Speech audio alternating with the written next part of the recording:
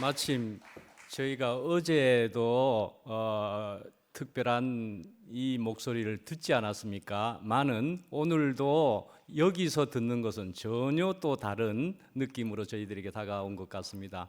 이 홀이 적다고 느껴질 만큼 이 홀을 완전히 차고 넘치게 한 것 같고 어지신 목자의 그 충만함이 우리를 전부 덮쳐버린 것 같은 그런 생각이 정말 들게 됩니다. 와, 그래서 앵콜을 오늘 어쩌면 여러분들이 점잖으셔서 못하셨겠지만 다음 기회에 계속적으로 좀 들을 수 있으면 하는 바람이 정말 있는 마음입니다. 예. 오늘은 사회자 말씀대로 디모데전서를 시작하게 되었습니다. 그래서 그 제목도 디모데전서 서론이기도 하면서 은혜와 자비와 평화의 러브레터다 하는 제목으로 말씀을 하도록 하겠습니다. 예. 디모데전서 1장 1절과 2절의 본문도 있습니다. 그걸 읽어드리도록 하겠습니다. 세번역 성경인데요. 예, 우리의 구주이신 하나님과 우리의 소망이신 그리스도 예수의 명령으로 그리스도 예수의 사도가 된 나 바울이 믿음 안에서 나의 참 아들이 된 디모데에게 이 편지를 씁니다. 하나님 아버지와 우리 주 그리스도 예수께서 내려주시는 은혜와 자비와 평화가 그대에게 있기를 바랍니다. 아멘. 예.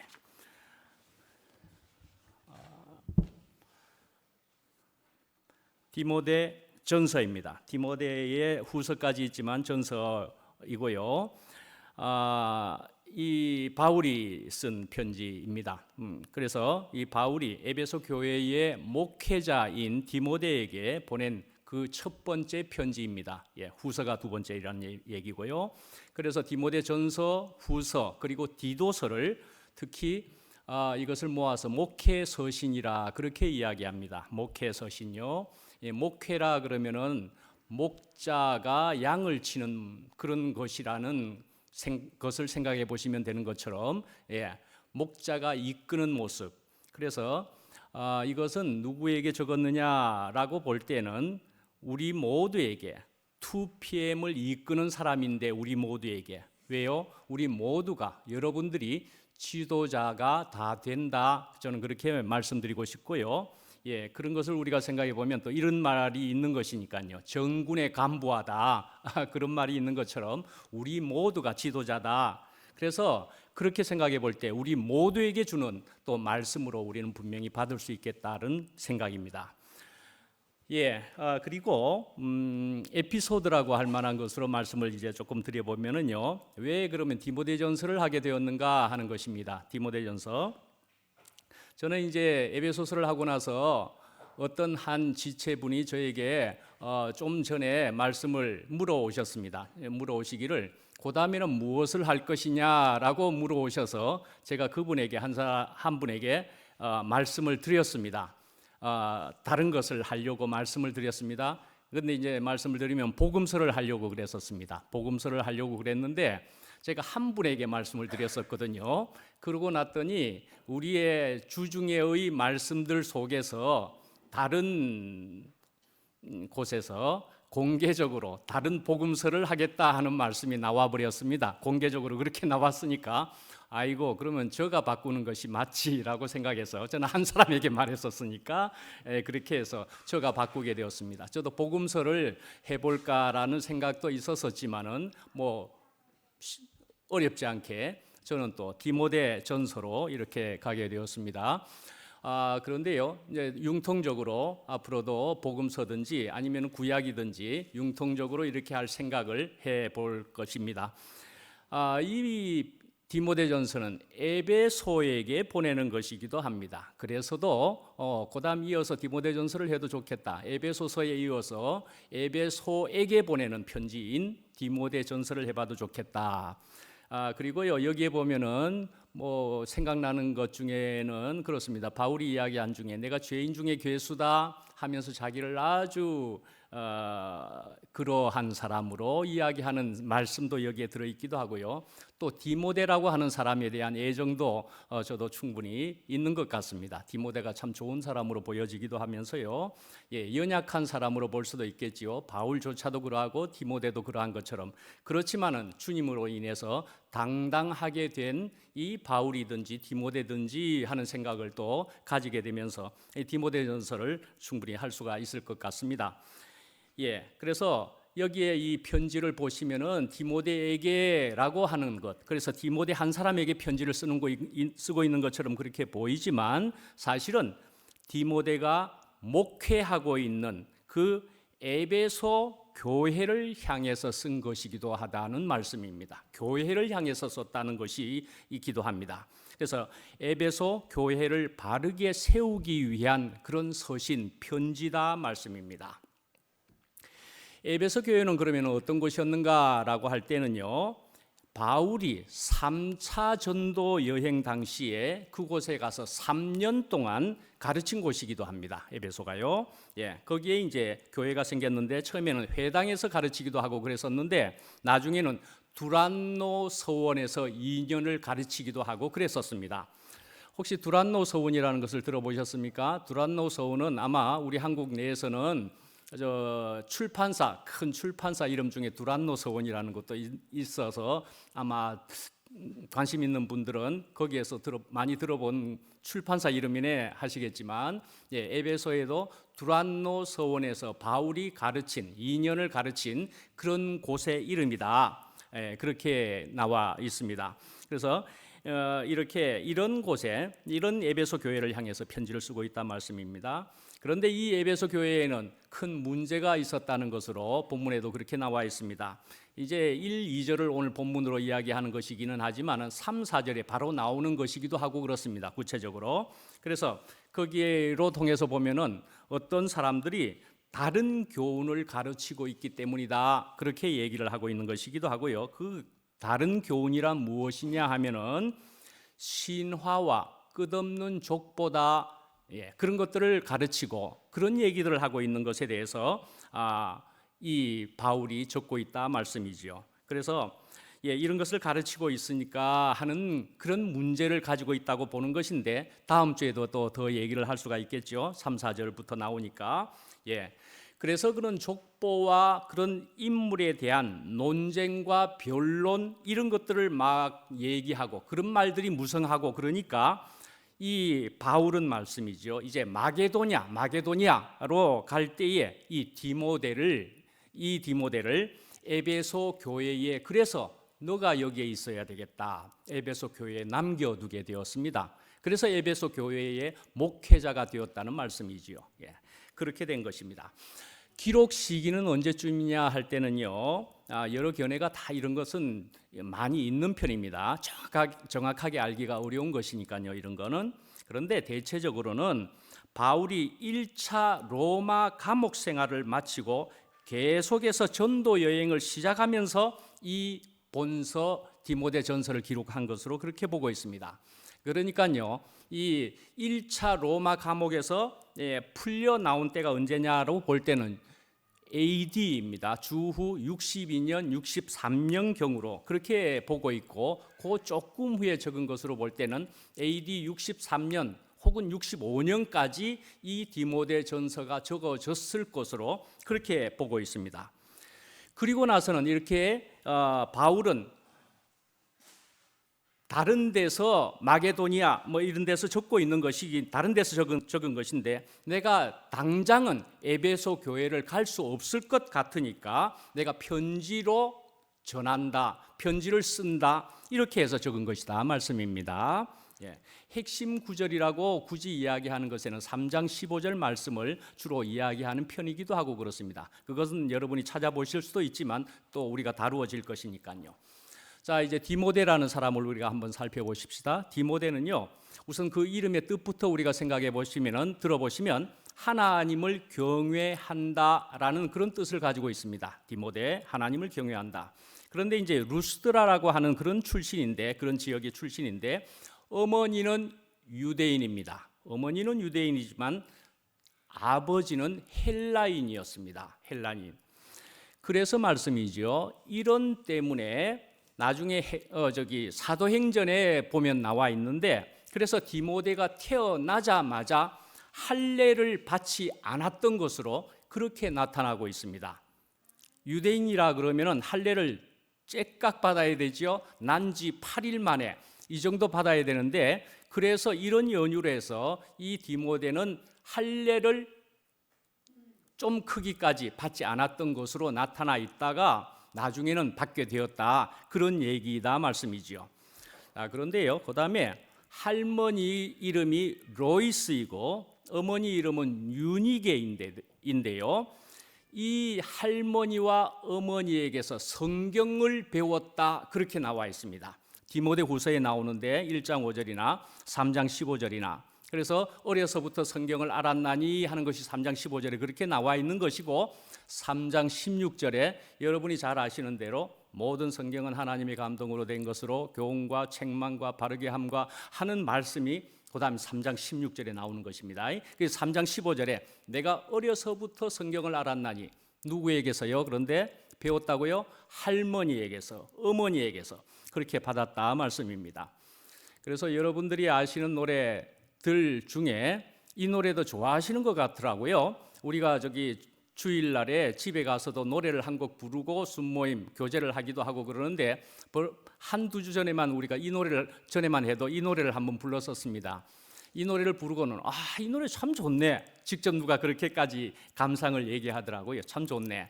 무슨 노래라고요? 짐작이 되십니까? 나의 사랑하는 책 비록 헤어졌으나 어머니의 무릎 위에 앉아서 하는 노래가 이 말씀과 이 얘기들을 바탕으로 해서 지어진 가사, 그 찬송가라고 볼 수가 있습니다. 그러니까요, 여기로 통해서 볼 때도 어머니의 무릎 위에 앉아서, 근데 할머니 그리고 어머니에게서 배웠다 그랬죠. 할머니는 누굽니까? 엄마의 엄마 아닙니까? 엄마들의 역할을 우리가 생각해 볼 수가 있지요. 유대인들은 참 엄마들의 역할이 컸다고 그렇게 나와 있기도 하지요. 모세라는 지도자만 하더라도 말씀입니다.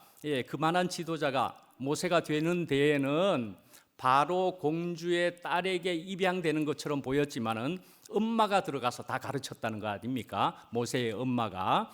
엄마의 역할이 이렇게 커서 또 유대인들은 그렇게 해서 유태인이 되었다, 그렇게도 다들 이야기하고 그러는 거지요. 자, 이제 디모데는 언제 바울의 1차 전도 여행 중에 루스드라 출신이라고 하지만, 그래서 그 루스드라에서 말씀입니다, 바울을 만나서 복음을 듣고 예수님의 제자가 되었다, 그렇게 나와 있는 것입니다.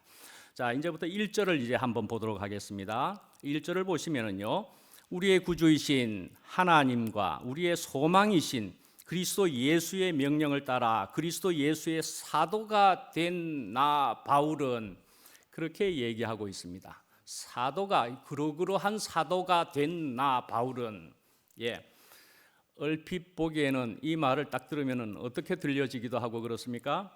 나 이런 사람이야. 그렇게 혹시 들려지십니까? 그래서 나 이런 사람, 난 이런 직함을 가졌어, 난 사도야, 뭐 이렇게 직함이나 들먹이는 그런 교만한 사람처럼 보입니까?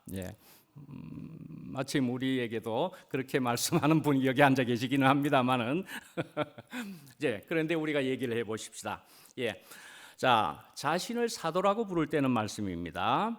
사실은 성경 안에 이렇게 들여다보면은요, 나같이 자격 없는 사람이라고 볼 수가 있습니다.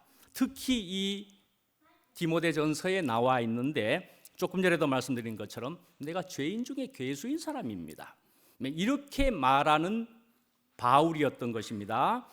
그런데도 불구하고 나를 이렇게 귀한 일에 부르시는 하나님의 은혜를 감당할 수가 없다, 그런 얘기, 그런 고백이 내포되어 있다, 그렇게 볼 수가 있겠다는 것입니다.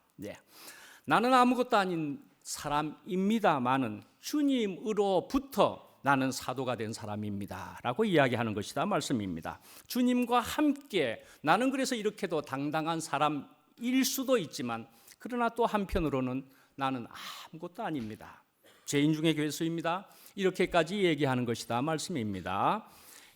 사도를 다시 한 번 더 원어상으로 발음을 해보면요, 아포스톨로스 그렇게 이야기합니다. 아포스톨로스 몇 번은 들어보셨지요? 자주 나오는 단어이고 원어일 수 있습니다. 그죠? 보내심을 받은 자라는 뜻입니다. 보내심을 받았다라는 것입니다. 그런데 이 사도라는 표현은, 이 아포스톨로스라는 것은 사실은 어디에 주로 썼던 것이냐 하면은요, 예수님의 부르심을 받아서 예수님과 또한 함께 시간과 생활을 했고, 그리고 부활하신 예수님을 직접 만났던 제자들에게 주로 사용했었습니다. 그런 사람에게 사도라고 주로 불렸던 것인데, 바울은 이 편지를 쓰면서 자신을 가리켜서 사도라 그렇게 이야기했다는 그런 것입니다. 그러니까 어떻다는 것입니까? 역시나 이 바울도 자신이 예수님이 보내심을 받은 자라는 얘기를 이야기하는 것이기도 하고요, 내가 이 편지는 예수님의 권위를 가지고 쓰고 있음을 밝히는 것이다 말씀입니다. 내가 예수님의 권위를 가지고, 그러니까 이것은 또 무엇이라고 볼 수 있습니까? 아버지와 내가 하나이다 라는 얘기이기도 한 셈이고요, 아버지가 내 안에, 내가 아버지 안에 있음, 그런 연합 안에서 이 바울은 내가 당당히, 내가 그러함에도 나는 당당히 사도라고 밝힐 수 있었다, 그리 볼 수 있겠다는 것입니다.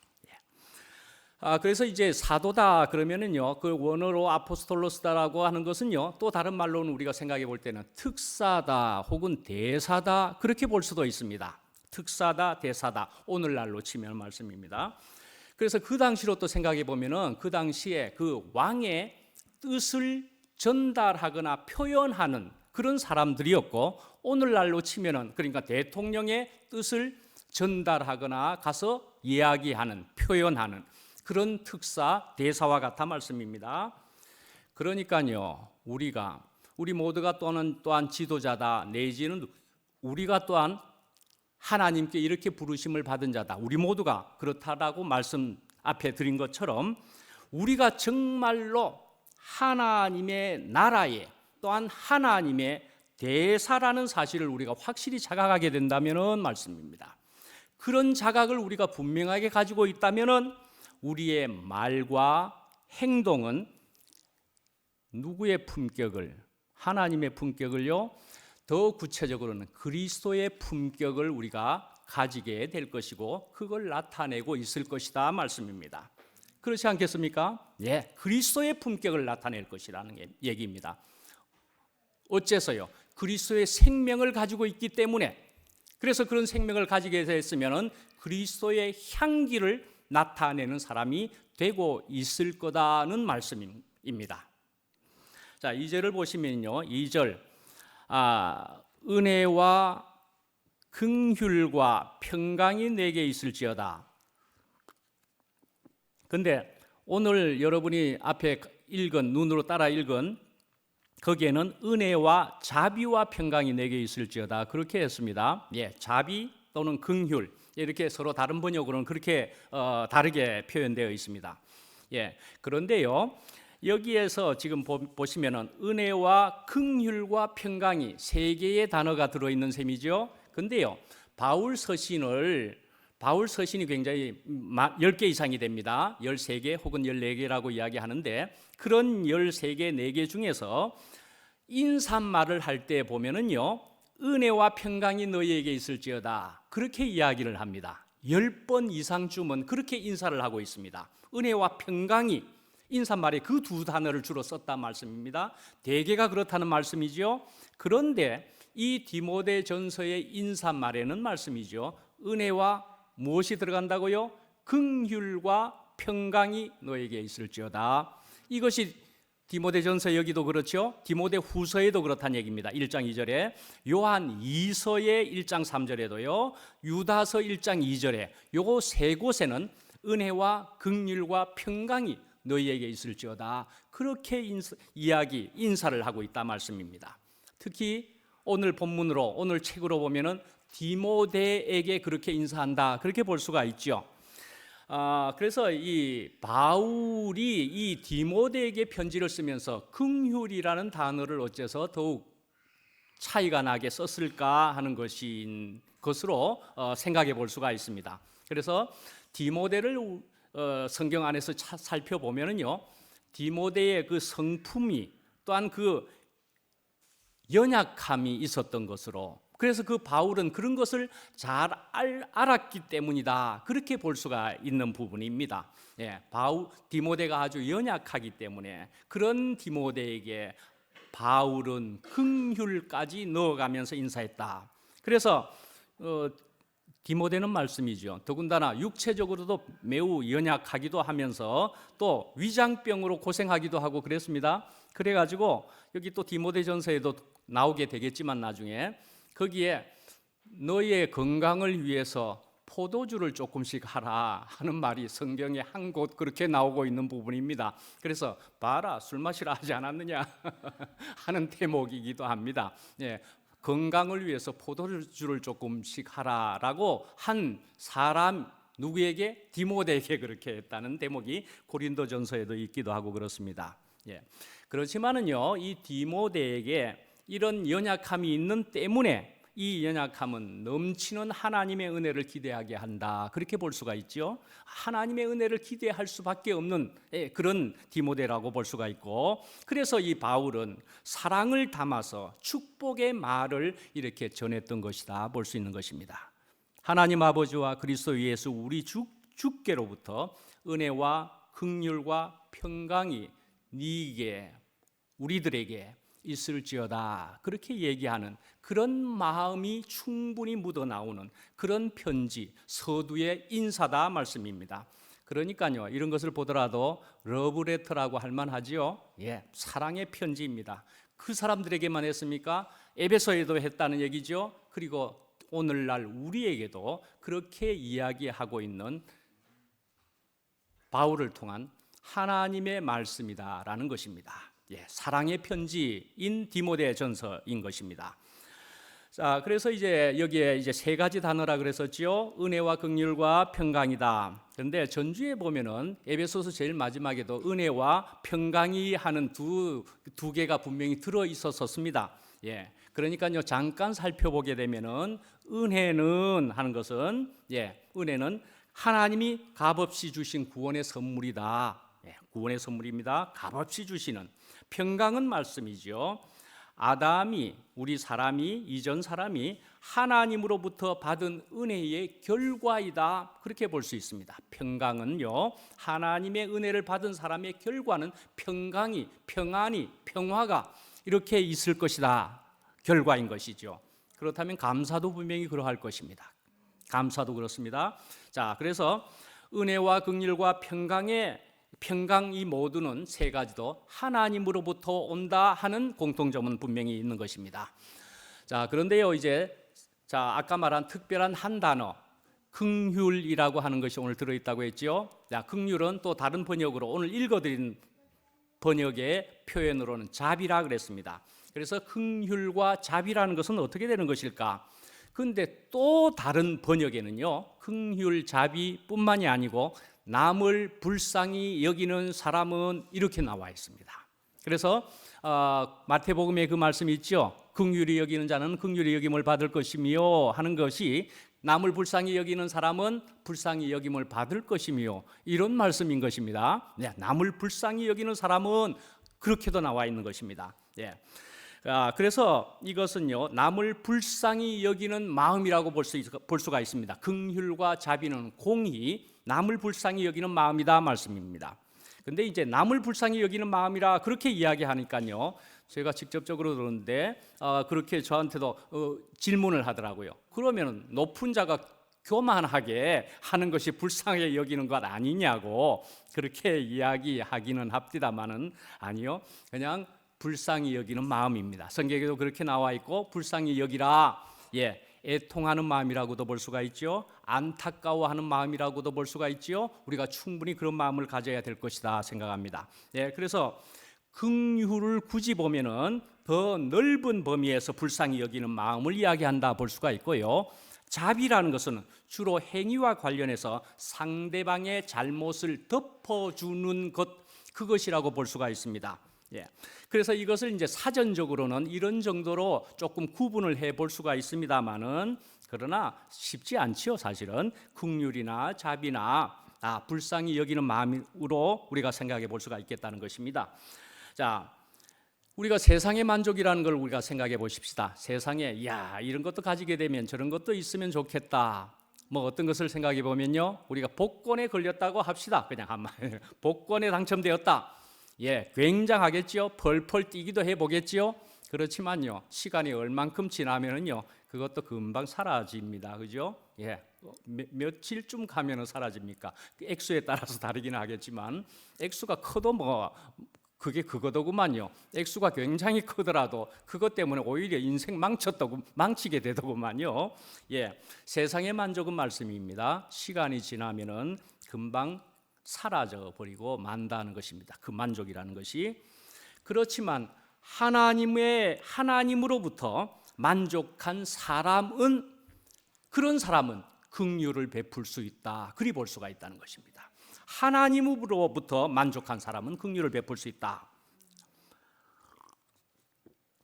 그런데 이 긍휼을 베푸는 것은 받을 자에게 상을 주는 것이 아니고요, 상을 받지 못할 자지만은 상을 베푸는 것을 말한다. 그리 볼 수가 있습니다. 받을 자격이 없는데도 상을 베푼다, 받는다 하는 것을 말한다 말이죠. 구약시대 다윗을 한번 생각해 봅시다. 다윗은 말씀입니다. 한마디로는 여호와 하나님으로 만족한 사람이라는 것으로 볼 수 있습니다. 여호와 하나님으로 만족했습니다. 그가 왕이 됨으로 만족한 것도 아니고요, 왕이 안 됨으로 만족한 것도 아니고, 이 다윗은 여호와 하나님으로 만족한 사람이었다 말씀입니다. 여호와 하나님으로 만족했습니다. 그래서 다윗이 쓴 시에 이렇게 적고 있습니다. 시편 84편 10절인데요. 주의 궁정에서의 한날이 다른 곳에서의 첫날보다 나은즉 악인의 장막에 사는 것보다 내 하나님의 성전 문지기로 있는 것이 좋사오니 하는 이 시를 다윗이 적었다 말씀입니다. 그러니까 제가 또 얼마 전에 말씀을 한번 드렸었지요. 미국에 있으면서 저도 어두움을 뚫고 나와서 이제 새로운 빛을 새롭게 보게 되면서 적은 사랑방의 글에는 이리 몇 번 적어가면서 마지막에는 밑에다가 적기를 성전 문지기 보조가 그랬습니다. 성전 문지기 보조가 그렇게 했지요. 그런데요, 처음에는 그렇게 적었는데, 또 더군다나 이유가 뭡니까? 다윗이 성전 문지기 하겠다는데 저는 감히 같이 성전 문지기 하기가 조금 그렇다라고 생각을 살짝 해본 거죠. 저는 성전 문지기 보조가라고 했습니다만은, 그러나 저도 성전 문지기 그거 같이 해도 되지요. 다윗하고요. 그렇지만 선배로 쳐줄 수 있지요. 다윗은 선배 성전 문지기, 저는 후배 성전 문지기. 그리 해도 좋겠다라는 것이지요. 그래서 성전 문지기로 있어도 되겠다라는 얘기를 하고 있는 것입니다. 만약에 말이죠, 이 다윗이요, 이 사람이 만일 여호와 하나님으로 인해서 만족할 수 없었으면은, 만약에 아들이 반란을 일으켜 온다고 했을 때는 이 괘씸한 아들이라도 괘씸한 하면서 싸우지 않았을 리가 없습니다. 그렇죠? 아들이 반역을 했잖아요. 그러니까 하나님으로 만족이 안 되는 사람이었다면 아들이라도 싸웠을 것이다 말씀입니다. 그런데 아들이 반란을 일으키고 온다는 소식을 듣고 싸우지도 않고 왕궁을 내어주고 나왔다 말씀입니다. 그러니까 이 다윗은 그 왕궁이 아니라도 자기는 만족할 것이 있다는 것으로 볼 수가 있는 것이죠. 자, 개하고 소하고 만나면은요, 싸울 일이 있는 겁니까? 싸우는 거 봤습니까? 개하고 소하고는 싸우지 않습니다. 싸울 필요가 없다는 말입니다. 그죠? 싸울 필요가 없습니다. 왜 안 싸웁니까? 먹을 것이 서로 다르기 때문에 그렇습니다. 다툴 일이 없습니다. 먹는 것이 양식이 다른데요. 더 크게 생명이 다르기 때문에 그렇지 않습니까? 싸울 일이 전혀 없다는 것입니다. 그러니까 말씀입니다. 마태복음에도 있는 말씀처럼 긍휼히 여기는 자는 복이 있나니 자기가 긍휼히 여김을 받게 될 것이라는 것인데요. 자, 이렇게 된다는 것은요, 사람들에게 긍휼히 여김을 받는다는 말이 아니고요, 하나님에게 긍휼히 여김을 받는다는 말입니다. 하나님은 이미 우리를 긍휼히 여기고 있습니다. 사실은 단지 우리가 그 긍휼을 발견하게 되었다라는 것을 말하고 있는 것이다 말씀입니다. 그래서 우리가 이런 긍휼을 발견하게 되면은 우리가 이 속에 있는 것을, 어디에 속에요? 긍휼이라는 통 속에 있는 것을 우리가 알게 된다 말씀입니다. 그래서 긍휼이라는 통 속에 있는 것을 발견하게 되면은, 그 속에 있게 되면은 내가요, 그 긍휼을 안 마실 도리가 없는 것이 되는 거지요. 그 긍휼이라는 통 속에, 아니면 긍휼이라는 바다 속에 빠져 있게 된다면은 물을 안 마실 도리가 없는 거죠. 물 속에 빠지면 물을 안 마실 도리가 없는 것처럼 말씀입니다. 긍휼이란 통 속에 있는 것을 우리가 발견하게 된다 말씀입니다. 이런 긍휼을 말한다는 것이죠. 그래서 내가, 어떤 사람이 나는 왜 저 사람을 긍휼하게 여길까? 그렇게 한다면은 내 속에 긍휼이 있기 때문에 그리 되게 된 것이다 말씀입니다. 긍휼이 있기 때문에. 그런데 내가 그렇게 긍휼을 하게 된다면은, 그렇게 하고 있다면은 상대방이 긍휼을 받을 자격이 있어서 그런 것이 아니고 나에게 긍휼이 있기 때문에 그리하고 있는 것이다 말씀입니다. 나에게 긍휼이 있어서 그리할 수밖에 없게 된다 말씀입니다. 더욱이나 그것이 긍휼이 충만하면 할수록, 충만할 뿐더러 넘치면 넘칠수록 그리하게 된다라는 것입니다. 그리 되면은요, 이런 사람은 이래도 내가 긍휼을 주게 되고, 또 저래도 내가 긍휼을 주게도 되고, 또한 내가 얻게도 되는 것이고, 그렇다는 말씀인 것입니다. 자, 우리가 이제 자식들을 한번 생각해 보십시다. 자식을 생각해 보시면은 경험과 느낌을 다 가지고 계시죠? 그렇게 가지고 있는데, 하여간 우리가 이제 자식에게, 그래서 부모가 그 자식을 사랑하는 것은 말씀이죠. 그 자식에게 달려 있는 것이지 않다는 것입니다. 자식에게 달려 있지 않고 부모, 그 자기에게 달려 있다는 것을 사실 발견하게 된다 말씀입니다. 부모 자식에게 달려 있다는 것입니다. 객관적으로 보면은요, 자식도 이렇게는 틀렸고, 이 옳고 그르고, 틀렸고 맞고, 얼마든지 그렇게 볼 수가 있는 것이죠. 그래서 그런 눈으로 보게 되면은 아들을 사랑할 수가 없습니다. 분명히 살아갈 수가 없습니다. 객관적으로 그렇게 본다면은. 그런데 자기는 말씀입니다. 생각해 보십시오. 자기는 사랑하지 않을 수가 없는 것이었더라 말씀입니다. 사랑할 수가 없습니다. 자기는 어찌할 수 없이 나는 그리해야 된다는 것을 발견하게 되었더라 말씀입니다. 나는 어찌할 수 없어서 이리 하고 있구나. 우리는 탕자의 비유에 대해서 잘 압니다. 둘째 아들이 집을 나간 그 탕자 말씀입니다. 이 탕자는 아버지에게 딱 버림받기에 좋을 만한 그런 일을 했다고 볼 수가 있는 것입니다. 그래서 집에서는 도저히 스스로도 못 살겠네 하고서 그렇게 나갔던 것이죠. 그렇지만 말씀입니다. 아버지는 사실은 그렇지 않았다는 것입니다. 아버지는 그렇게 하지 않고 오늘이나 돌아올까 내일이나 돌아올까 그렇게 문 바깥에 서서 기다리고 있는 그런 아버지의 모습으로 우리가 생각해 보게 되는 것이다 말씀입니다. 왜 그렇습니까? 다른 사람은 이것을 이해할 수가 없는 것이고 객관적으로는 이해를 할 수가 없다는 것입니다. 그런데 이 아버지는 자기는 그럴 수밖에 없다라는 것입니다. 아버지는 생각할 때 내가 아들을 사랑하는 것은 아이고 내 팔자구나, 내 운명이구나 하는 그런 어쩔 수 없는 자리로 생각을 하게 된다 말씀입니다. 그러니까요, 이 아들은 어떻다는 것입니까? 어디에 있는 것입니까? 아버지의 긍휼의 품속에 들어있는 것이라고 말씀할 수 있는 것이죠. 아버지의 긍휼 안에 있다 말씀입니다. 사람을 또한 우리가 생각해 볼 때는요, 사람은 하나님의 목적 안에 있습니다. 하나님의 목적 안에 있습니다. 그래서 이 하나님의 목적 안에 있다는 이 말은 또한 그의 긍휼 안에 있다는 것을 말하는 것입니다. 긍휼 안에 있는 것입니다. 그래서 긍휼히 여기는 자는 복이 있나니 저희가 긍휼히 여김을 받을 것이며, 자기가 긍휼할 수밖에 없는 사람은 비로소 하나님이 왜 자기에게 긍휼을 베풀 수밖에 없는지를 깨닫게 되기도 한다는 것입니다. 흙을 택한 이유도 그렇기도 한 것입니다. 사람을 흙으로 지으셨다는 것입니다. 근데 하나님께서는 사람을 지을 때 흙으로 짓지 않고 다른 것으로 지을 수도 있을 것일 텐데, 그런데 왜 하필이면 흙을 택했을까? 흙으로 지으셨을까 말이죠. 왜 흙으로 지으셨을까? 그런데 그 하나님은 말씀입니다. 나를 나타내려면은 흙이 적당하겠구나. 우리의 주님은 그렇게 판단하셨다 말씀입니다. 흙과 같은 그것이 필요했다 말씀입니다.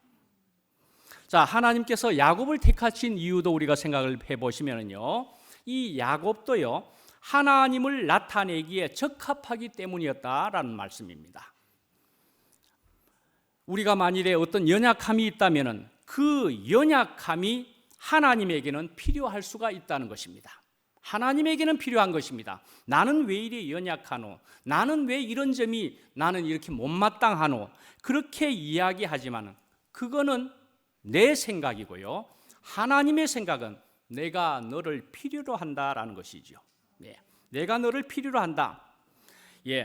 내 생각일 뿐입니다. 그래서요, 저도 내 생각을 해가지고 저는 안 됩니다.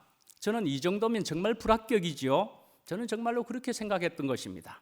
그 먼 미국 땅에서 저는 안 되지 않습니까? 그렇게 하면서 저는 홀로이 저 바깥에서 슬피 울면서 어둠 속에 있었던 것인데, 그런 긴 세월을 지나고 나서도 다시 돌아왔는데, 그만하면 더욱 안 받아줄 것도 같은데 내가 도저히 그 어둠 속에서는 살 수 없겠으니 돌아와 봤더니 주님께서는 받아주시더라 말씀입니다. 받아주시더라는 경험을 저는 분명히 할 수 있게 되었다 말씀입니다. 베드로를 생각해 보시면은요, 베드로는 예수님에게 택함을 받았을 때 그때 이미 벌써 예수님의 필요 안에서 택함을 받았던 것이다 말씀입니다. 그런데 베드로는 그것을 미처 몰랐습니다. 미처 모르고는요, 자기가 예수님의 필요 안에서 발견되는 것을 몰랐다는 것이고요, 그렇기 때문에 베드로는 방황을 했더랬습니다. 그래서 그는 예수님을 배반하고, 그래서 이제는 끝났다 그렇게 생각하고, 그리고 나서는 나 같은 사람 주님이 다시 찾아오시겠나, 그렇게도 생각을 충분히 했을 거라 말씀입니다. 베드로에게.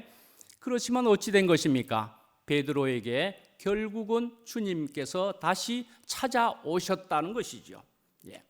왜요? 그의 필요 안에 분명히 베드로가 있었기 때문이다 말씀입니다. 다시 말하면은 그의 긍휼 안에 그가 분명히 포함되어 있었기 때문에 그리 되었다라는 것이죠. 그의 긍휼 안에. 그래서 우리도 이렇게 주님의 크신 긍휼을 느끼고 깨닫고 알면 알수록 주님께서 나를 긍휼히 여기시고 나 같은 자를 주님이 넉넉히 받아주셨구나 하는 놀라움을, 신기함을 우리가 경험할 수가 있게 된다 말씀이죠. 우리가 이런 신기한 긍휼을 받았는데요, 그것이 충만한데요, 그것이 넘치게까지 되면은요, 나의 이 긍휼을 다른 사람에게도 줄 수밖에 없게 된다라는 말씀이죠. 그래서 우리가 이런 긍휼을 나눠주게 되면은, 그러면은 세상에 나가면은, 야, 저 사람 참 신기한 사람이네. 우리는 참 신기한 사람이 이렇게 이만큼 되게 된 것이다라는 것이죠. 오늘 말씀 제일 마지막에 어떻습니까? 2절에 은혜와 긍휼과 평강이 너희에게 있을지어다. 이 말씀을 깊이 묵상하는 것으로 오늘 마치고, 우리가 이렇게 은혜와 긍휼과 평강이 우리에게 실제적으로 되어지게 되면은, 우리가 이런 인생 속에 있을 때에는 무엇이 저절로 되는 것이다? 감사가 저절로 되는 것이다 말씀이죠. 그것이 결과로 분명히 나타나게 될 것이다 말씀입니다. 우리는 이렇게 감사하는 사람이 되지 않았습니까? 이런 감사하는 인생으로 바꾸어 주신 주님을 찬양합니다. 마치겠습니다. 기도하겠습니다. 아버지 하나님, 주님의 은혜를 진실로 감사합니다. 오늘은 저희들이 말씀 안에서 바울이 은혜와 긍휼과 평강이 너희에게 있을지어다 하는 그런 말씀을 저희들이 오늘 이 시간에 실제로 맛보아 누릴 수 있게 하여 주심을 감사합니다. 이것이 더욱 충만하게 되어서 넘쳐나서 흘러가는 사람이 되기를 원합니다. 그래서 상대방이 어떠하든지 간에 내가 가진 이것이 너무나 놀라워서 충만해서 감사해서 다른 사람을 충분히 덮어버릴 수 있는 저희들 되게 하여 주시옵소서. 예수님 이름으로 기도합니다. 아멘.